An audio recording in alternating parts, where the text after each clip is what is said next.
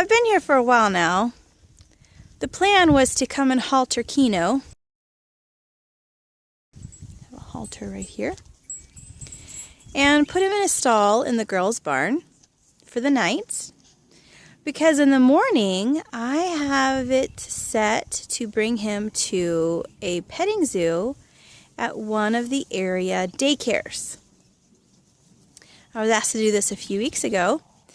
And Kino is the perfect alpaca to do that with.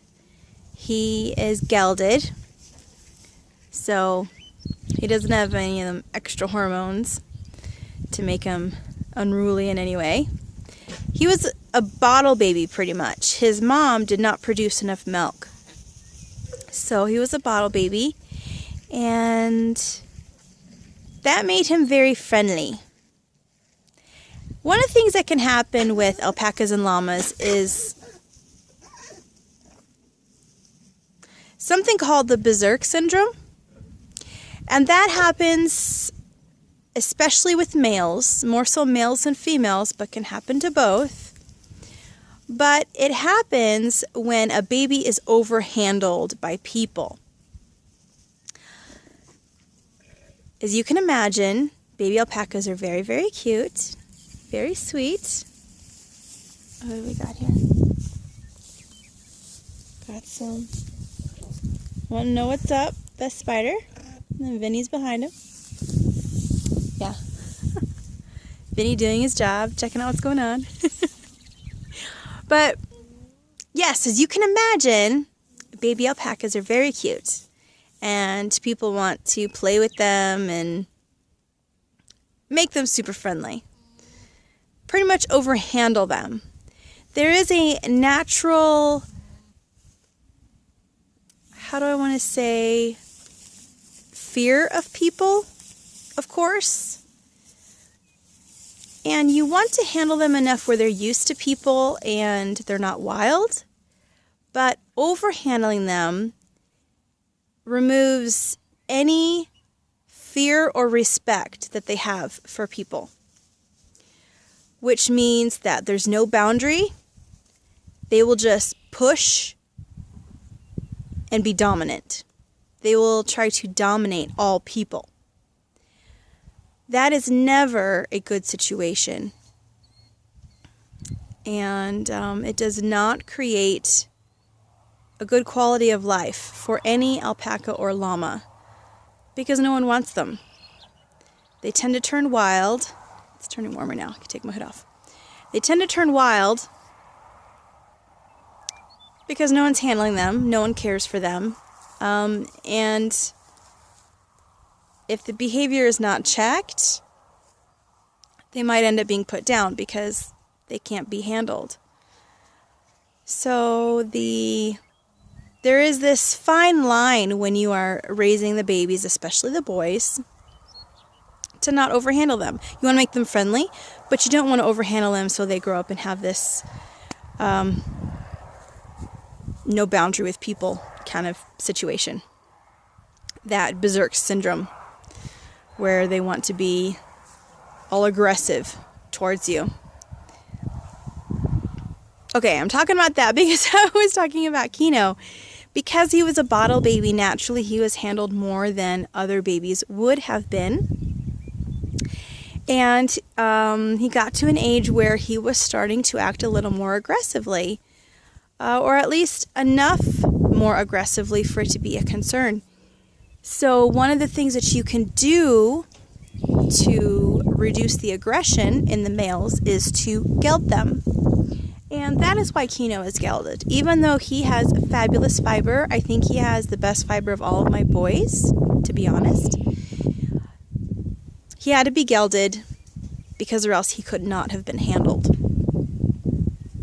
And I didn't geld him, but a friend of mine did, and that she raised him. That was her choice, and I'm sure she made the right choice because it's better to choose to sacrifice their ability to have crias over their quality of life in the long run. And so in Kino's case, it was the right choice to geld him. Now, unfortunately, with Kino, you pretty much have one small window of opportunity to catch him and halter him if that's what you want to do. I missed that window today, and now he's way off. He's probably about 100 feet from me right now and walking away. Keeps going further and further away. So I am not going to be able to take him to that petting zoo in the morning. But thankfully, I was already told by the person who asked me to bring an alpaca to this petting zoo that there is another alpaca coming. So the petting zoo will still have an alpaca even if I can't bring mine. I am going to turn the camera around now because the boys are getting playful. So let's look at that. I'm sure the lighting is not very ideal. The sun is pretty low. You can see it there. And so the lighting is coming from the other direction.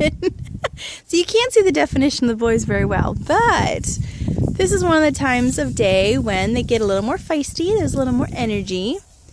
Now Kino has made his way back, partly. Now because of the sun, it's hard for me to show you. Where's my finger at? Right there. That white guy right there. That is Kino. I thought, well, maybe if I sit here long enough, I might get another opportunity to halter him. It's pretty decent out right now. This whole week has been cool. So it's not, super ideal weather, but the wind is light. So I'm not cold. And I'm kind of thinking I have lost my chance to halter Kino. Oh well. Like I said, the petting zoo will still have an alpaca, even if it's not mine. So beautiful.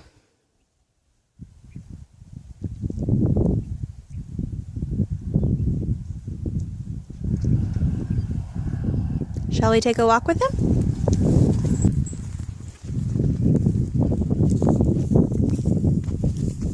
They're not used to me being out here with them.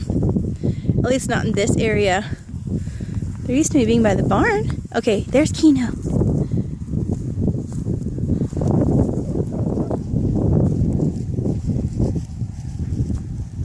You gonna let me halter you now?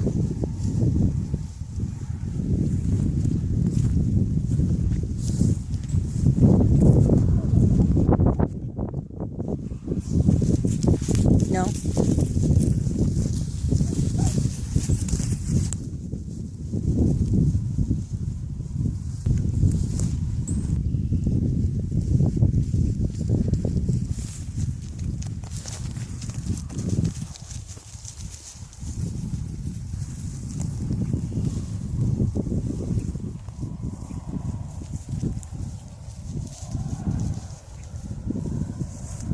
Thor wants to play. Thor is one of my most playful boys. He'll just play with anybody. Thor is the one on the right there.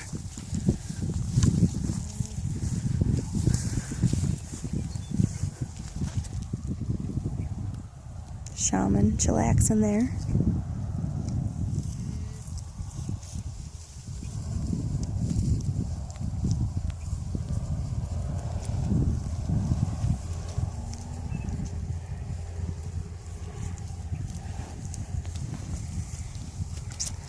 This rolling is something that alpacas do frequently. It's actually part of their hygiene. Rolling in dirt is part of their hygiene, which is the main reason that we wash their fiber when we process it. All that we're washing out is the dirt. But they do this, rolling in the dirt, for the same reason many other animals do, like for bug control and cleaning off other stuff like spit that might have gotten on them and that type of thing. But it's very common for certain areas of the pasture or near a barn to be frequently used for rolling. Actually, by my girls' barn, there are areas of dirt that have been loosened up over the last year or so from them using it. They have spots where they seem to prefer to roll.